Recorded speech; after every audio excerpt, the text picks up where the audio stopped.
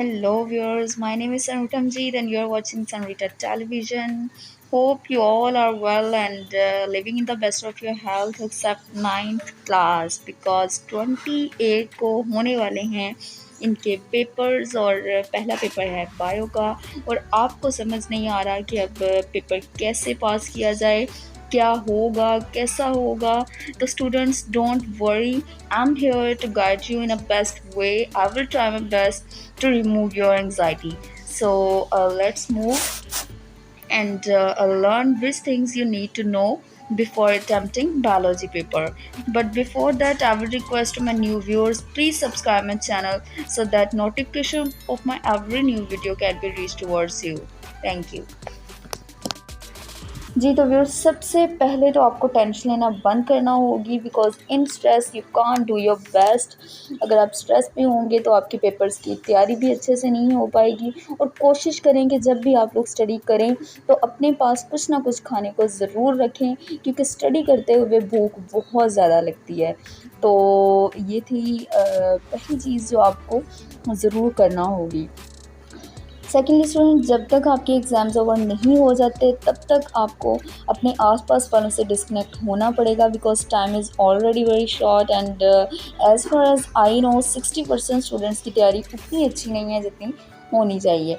Because I am also teaching and बच्चों का यही कहना है कि टीचर जी मेरी तैयारी तो बहुत बुरी है.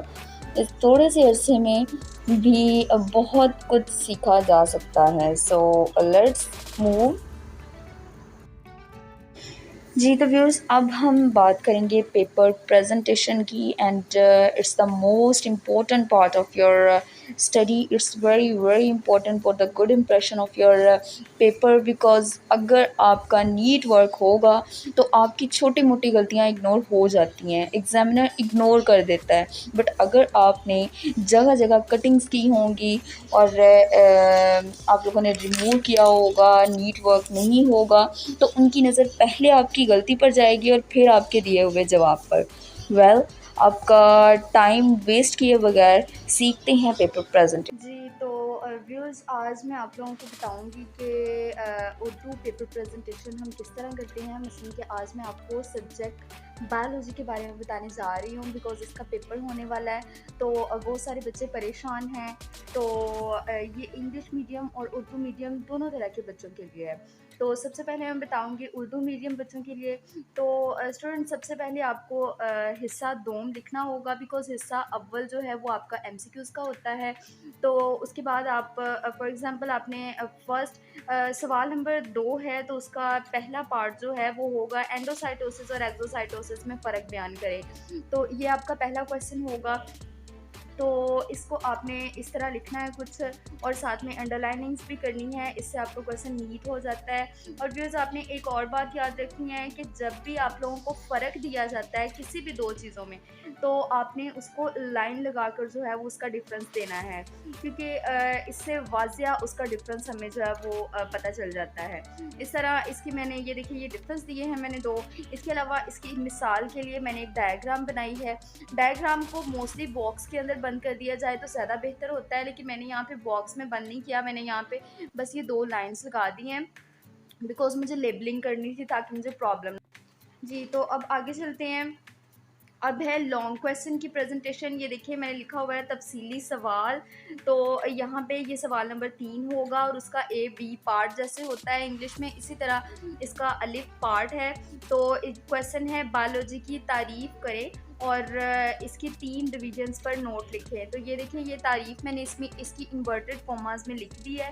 आप लोगों ने भी जब भी कोई तारीफ़ लिखनी है, चाहे शॉर्ट क्वेश्चन में है लॉन्ग क्वेश्चन में है, आपने उसको जो है वो मार्कर के साथ लिखना ज़रूरी नहीं है क्योंकि आप लोगों ने और भी बहुत कुछ मार्कर से लिखा होता है तो वो पेज पे मार्कर ही मार्कर हो जाती है. तो ये आप लोगों ने ऐसा नहीं करना. आप लोगों ने जब भी तारीफ़ लिखनी है बस आप लोगों ने उसको साइड से थोड़ी बहुत स्पेस छोड़ देनी है और इसके अलावा उसको इन्वर्टेड कॉमास में आप लोगों ने बंद कर देना है. तो ये हो गई आपकी तारीफ़. इसके बाद आप ये देखिए इसकी दरअसल 3 शाखें हैं, ज़ूलॉजी, बॉटनी और माइक्रोबायोलॉजी. तो अब मैंने जो है इस तरह इनको एक्सप्लेन किया है. इनकी जो है वो मैंने सिर्फ डेफिनेशन ही लिखी है. तो इसी तरह बॉटनी की भी लिखी है, माइक्रोबायोलॉजी की भी मैंने डेफिनेशन लिख दी है। तो व्यूज़ अब मैं आपको बताऊंगी पेयरिंग स्कीम कि इसकी पेयरिंग स्कीम क्या है। सबसे पहले हम देखेंगे लॉन्ग क्वेश्चंस। लॉन्ग क्वेश्चन आपको 3 आएंगे जिसमें से आप लोगों ने 2 क्वेश्चन करने होते हैं। तो हमारा जो पहला लॉन्ग क्वेश्चन है वो होगा चैप्टर नंबर 1 और 4th में से। ए पार्ट 1 में से होगा और बी पार्ट जो है वो 4th चैप्टर में से होगा। इसी तरह क्वेश्चन नंबर 2 जो है वो होगा 3 और 7th चैप्टर में से। व्यूज़ एक बात और याद रखिएगा कि जो क्वेश्चन नंबर 2 है उसका लॉन्ग क्वेश्चन जो है वो 6 चैप्टर में से भी ऐड हो सकता है, इसलिए आप लोगों ने 6 चैप्टर पर भी जो है वो नज़र दोहरा लेनी है। इसके बाद है क्वेश्चन नंबर 3, वो है 8वें और 9वें चैप्टर में से। तो ये हैं हमारे 3 जो हैं वो पेयर्स हैं, इनमें से आपने कोई भी 2 पेयर्स याद कर लेने हैं। ये बेसिकली टिप उनके लिए है जो पास होना चाहते हैं, लेकिन जो बहुत अच्छे मार्क्स लेना चाहते हैं, डेफिनेटली हर बच्चा चाहता है कि मेरे अच्छे मार्क्स आएँ, तो आपने ये तीनों पेयर्स ही याद करने हैं ताकि वहाँ पे आपके पास एक अच्छी चॉइस। तो इसके बाद मैं आपको शॉर्ट क्वेश्चन की स्कीम बताऊंगी। शॉर्ट क्वेश्चन की कुछ इस तरह है कि जो पहला पार्ट होता है उसमें से आपने कुछ क्वेश्चंस करने होते हैं, वो आएंगे चैप्टर नंबर 1, 2 और 4 में से। इसके अलावा सेकंड पार्ट जो है उसके कुछ क्वेश्चंस आएंगे 3, 5 और 7 में से। क्वेश्चन नंबर जो थर्ड होगा उसके कुछ क्वेश्चंस आएंगे 6, 8 और 9 में से। तो ये थी मेरी Urdu paper presentation. I hope आपको समझ आ गई होगी। इसी तरह से आप लोगों ने अटैम्प्ट करना है। तो अब मैं आपको बताऊंगी इंग्लिश पेपर प्रेजेंटेशन। तो ये देखे हैं, आप लोगों ने सबसे पहले सब्जेक्टिव लिखना है क्योंकि ऑब्जेक्टिव टाइप आपका एमसीक्यूज हो गया होता है, तो ये अब आपने सब्जेक्टिव लिखना है। व्यूअर्स एक बात और बताती चलूँ कि यहाँ पे आप लोगों का बायो लिखना ज़रूरी नहीं है, बिकॉज एग्जामिनर को पता है कि वो कौन सा पेपर चेक कर रहा है। तो बस आप यहाँ से स्टार्ट करें सब्जेक्टिव टाइप। और क्वेश्चन नंबर 2 उसका फर्स्ट पार्ट देखें, डिफाइन बायोलॉजी। इसकी भी मैंने डेफिनेशन को इन्वर्टेड कॉमास में बंद किया हुआ है। तो अब हम देखेंगे क्वेश्चन नंबर 3। ये मैं लॉन्ग क्वेश्चन की पेपर प्रेजेंटेशन अब बताने लगी हूँ, वो थी शॉर्ट क्वेश्चन की। इसी तरह आपने बाकी शॉर्ट क्वेश्चंस भी कर लेने हैं। अब मैं आपको बताऊंगी लॉन्ग क्वेश्चन की पेपर प्रेजेंटेशन। ये आप लोगों ने इस तरह लिखना है। क्वेश्चन नंबर 3 होगा ये, उसमें पार्ट ए अगर आप कर रहे हैं तो वो आपने मेंशन कर लेना है। इसके अलावा right short note on divisions of biology. 3 divisions होती हैं, जोलॉजी, बॉटनी, माइक्रोबायोलॉजी। तो इस तरह आप लोगों ने उनकी हेडिंग्स देकर उनकी डेफिनेशंस जो हैं वो लिख लेनी है।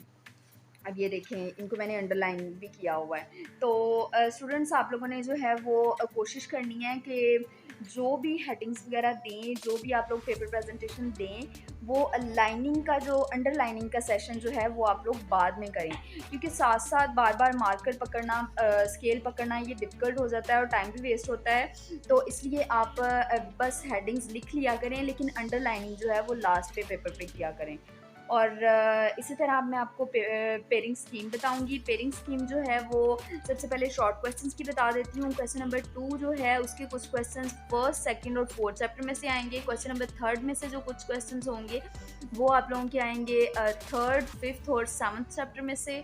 और क्वेश्चन नंबर 4 जो है उसके कुछ क्वेश्चन जो हैं वो 6, 8 और 9 चैप्टर में से आएंगे। इसी तरह लॉन्ग क्वेश्चन की पेयरिंग स्कीम भी आप देख लें। क्वेश्चन नंबर 5 जो है वो 1 और 4th चैप्टर में से आएगा। इसके अलावा क्वेश्चन नंबर 6 जो है वो 3rd और 7th में से आएगा, लेकिन 6 जो है वो भी आप लोगों ने याद कर लेना है, बिकॉज पॉसिबल है कि 6 में से भी आ जाए। उसके बाद लास्ट वन क्वेश्चन है क्वेश्चन नंबर 7। ये आएगा चैप्टर नंबर 8 और 9 में से। तो viewers, this was my paper presentation. I hope इससे आपको फ़ायदा होगा। ज़्यादा ना सही तो कुछ ना कुछ तो ज़रूर होगा। तो अगर आपको वीडियो मेरी पसंद आई है तो इसको शेयर करें और लाइक करें और मेरे चैनल को सब्सक्राइब करें। Thank you.